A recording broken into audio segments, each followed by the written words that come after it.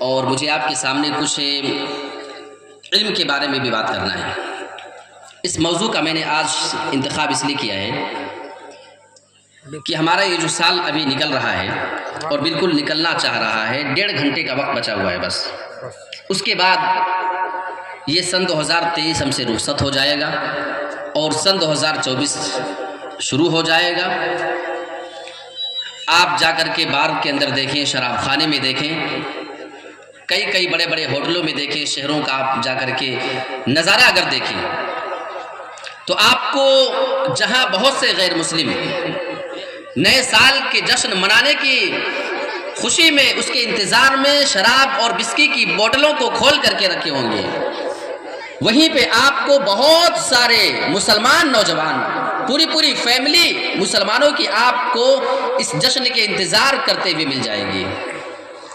سوال یہ پیدا ہوتا ہے کہ یہ جشن کس بات کا ہے؟ آپ سن 2023 کا حساب کر لیں۔ اگر آپ دینی اعتبار سے دیکھنا چاہتے ہیں تو آپ اپنے نام اعمال کو ذرا سا پرکھیں اور اس کو دیکھنے کی کوشش کریں کہ اس سن 2023 کے اندر یہ 365 دن جو آپ سے رخصت ہوا جا رہا ہے، اس میں آپ نے کیا کمایا ہے، آپ نے کیا گمایا ہے، آپ اللہ رب العالمین کو کتنا خوش کر سکے ہیں اور اللہ کو کتنا ناراض آپ نے کیا ہے، اس چیز کا حساب لینے کا دن ہے۔ یہ موقع ہے کہ ایک آدمی رات کی تاریکی میں جب 12 بجنے کا وقت گزر رہا ہے، اگر اس کی آنکھ کھلی ہے تو وہ بیٹھ کر کے پورے سال بھر کا حساب کرے اور ذرا غور کرے کہ اس کے اندر ہم نے ایسا کون سا عمل کر لیا ہے جو عمل ہمیں جنت کے قریب لے کر کے جا رہا ہو، ہم نے ایسا کون سا عمل کر لیا ہے جو ہمیں جہنم سے دور کرنے جا رہا ہے۔ آپ دنیاوی اعتبار سے بات کر لیں، آپ اس بات پہ جشن منائیں گے کہ سن 2023 نکلا جا رہا ہے۔ جی ہاں، ہماری اور آپ کی آنکھوں نے ایسے مناظر دیکھے ہیں، ہماری نہ جانے کتنی مسجدوں کو ویران کرنے کے نظارے ہماری آنکھوں نے اپنے سامنے دیکھے ہیں، ہمارے کانوں نے کتنے ایسے حالات کو دیکھا ہے اور اس کو سنا ہے، اور اس کے بعد آپ اس پہ جشن منائیں گے۔ آپ جشن اس بات پہ منائیں گے کہ جہاں آپ کی بابری مسجد کبھی ہوا کرتی تھی، اس کے اوپر قبضہ کر کے اور مندر بنا کر کے اور اگلے سال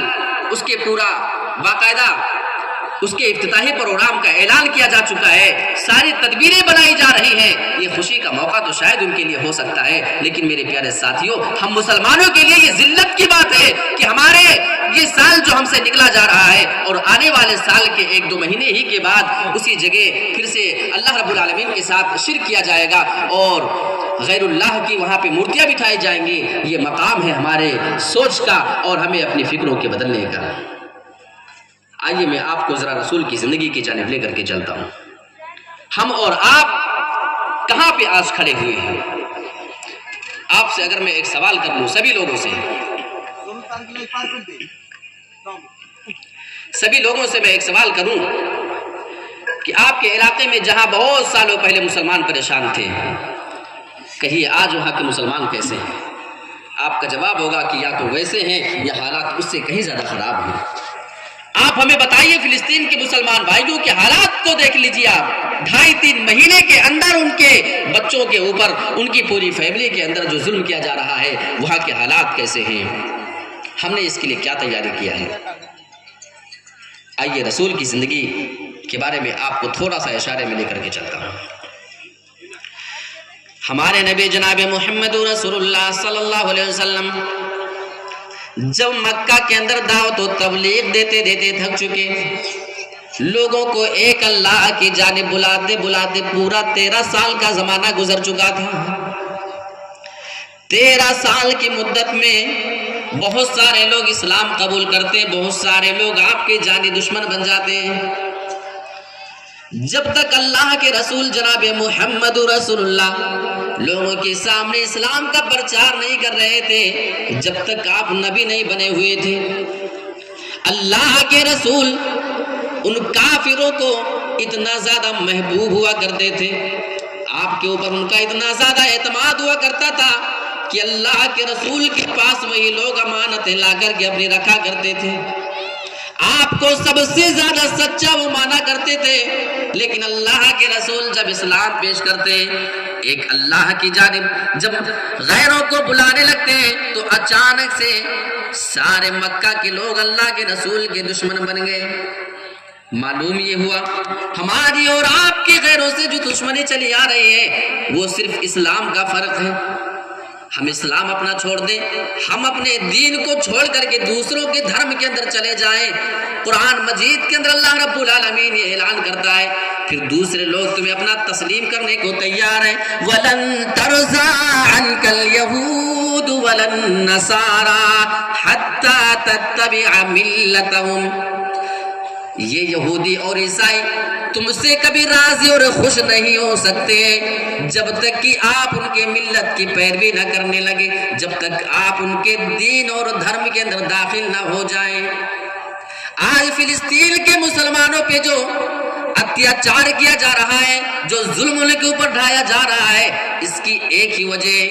اور یہ وجہ یہ ہے، یہ جرم فلسطین کے لوگوں کا صرف اتنا ہے کہ وہ مسلمان بن کر کے زندگی گزار رہے ہیں۔ ابھی وہ اعلان کر دیں ہم آج کے بعد سے اپنے اسلام سے دستبردار ہوتے ہیں اور ہم تمہارے یہودی دھرم کو تسلیم کرنے کو تیار ہیں، ہم تمہارے عیسائی دھرم کو اپنا ماننے کے لیے تیار ہیں، آج کے بعد سے تمہارے دین کے اندر داخل ہوتے ہیں۔ اللہ فرما رہا ہے حَتَّىٰ تَتَّبِعَ مِلَّتَهُمْ، اگر آپ ان کے دین کو مان لیں، اگر آپ ان کے دین کے اندر داخل ہو جائیں تو یہ سارے کے سارے جو آپ کے دشمن بنے بیٹھے ہیں یہ آپ کے اوپر بھی ظلم کرنا چھوڑ دیں، یہ آپ کو اپنا ماننے کو تیار ہیں۔ اور یہی معاملہ تو اللہ کے رسول کا ہے۔ اللہ کے رسول 13 سال تک مکہ کے اندر دعوت دیتے ہیں اور آپ کو نکلنے پہ بھی مجبور کر دیا جاتا ہے، اور اللہ کے رسول کو اپنی پوری فیملی کو چھوڑ کر کے بھی مکہ سے جانا پڑا تھا۔ بہت سارے صحابہ کو اپنی بیوی بچوں کو چھوڑ کر کے جانا پڑا تھا، اپنی زمین و جائیداد کو چھوڑ کر کے جانا پڑا تھا، بوڑھے ماں باپ کو چھوڑ کر کے اسی جگہ جانا پڑا تھا جہاں ہمارے رسول نے بھی ہجرت کیا تھا۔ لیکن آؤ میں آپ کو ایسی بات بتاتا ہوں جو ہمارے اور رسول اور صحابہ کے درمیان بہت بڑا فرق بتا رہا ہے۔ ہم کتنے سال سے پریشان ہیں، کوئی بولے گا 20 سال سے۔ کسی علاقے میں جہاں آپ مسلمانوں کے حالات کو اٹھا کر کے دیکھیں گے آپ کو معلوم ہوگا کہ وہاں سے 40 سال کے گزر چکے، لیکن مسلمان جیسے پریشان تھے آج بھی پریشان ہیں۔ جہاں پہ مسلمانوں کے اوپر جعلی دشمنوں نے حملے کیے ہیں، ان کی زمین اور جائیداد پہ قبضے کیے ہیں، آج بھی وہی معاملہ چلا آ رہا ہے، لیکن حالات سدھرنے